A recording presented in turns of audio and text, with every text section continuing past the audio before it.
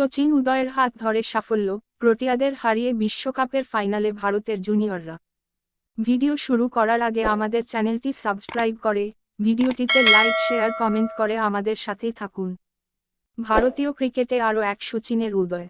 আর সেই শচীনের চওড়া ব্যাটেই টানা পঞ্চমবার বিশ্বকাপের ফাইনালে পৌঁছে গেল অনূর্ধ্ব-19 টিম ইন্ডিয়া।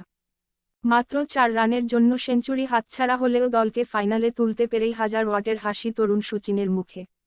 মঙ্গলবার সেমিফাইনালে টসে জিতে প্রথমে দক্ষিণ আফ্রিকাকে ব্যাট করতে পাঠান ভারতীয় জুনিয়র দলের অধিনায়ক উদয় সাহারন। 7 উইকেট হারিয়ে 244 রান করে প্রোটিয়ারা। একাই 3টি উইকেট তুলে নেন রাজ লিম্বানি। জবাবে 7 বল বাকি থাকতেই 2 উইকেটে ম্যাচ জিতে ফাইনালের টিকিট পাকা করে ফেলে ভারত।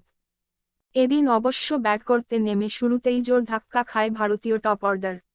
দক্ষিণ আফ্রিকার আগুনে বোলিংয়ের সামনে মাত্র 32 রানে 4 উইকেট খুইয়ে রীতিমতো চাপে পড়ে যান ভারতীয় ব্যাটাররা।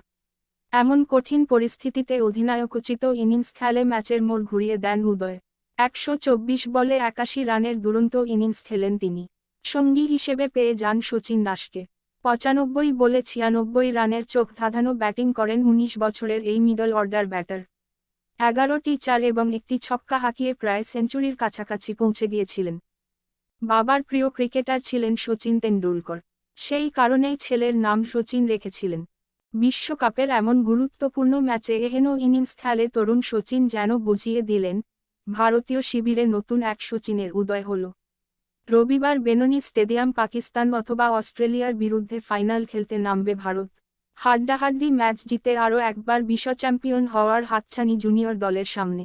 বিশ্বজয়ের স্বপ্ন দেখতে শুরু করে দিলেন ভারতের ক্রিকেট প্রেমীরাও। অভিনন্দন ভারতীয় যুবারা, অনেক অনেক শুভকামনা রইল বিশ্বকাপ ফাইনালের জন্য।